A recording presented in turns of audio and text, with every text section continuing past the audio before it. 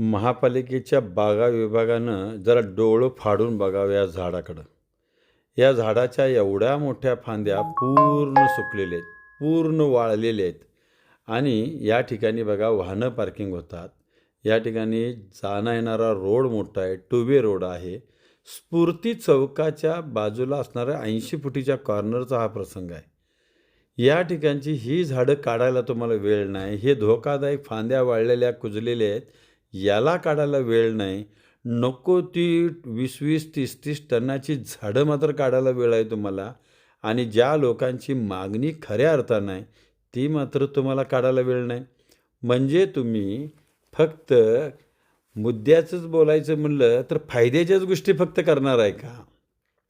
का सर्वसामान्य जनतेला होणाऱ्या त्रासाला थांबवण्यासाठी तुमचं काय कर्तव्य नाही का?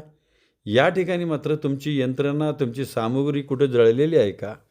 त्यामुळं मी आज तुम्हाला सांगतो आहे की या झाडाकडे लक्ष द्या.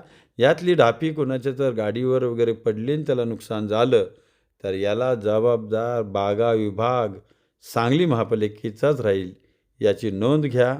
असं मी रोज एक नवीन विषयखंड आपणाला सचिनभाऊ कदम विनंती करतो आहे. धन्यवाद.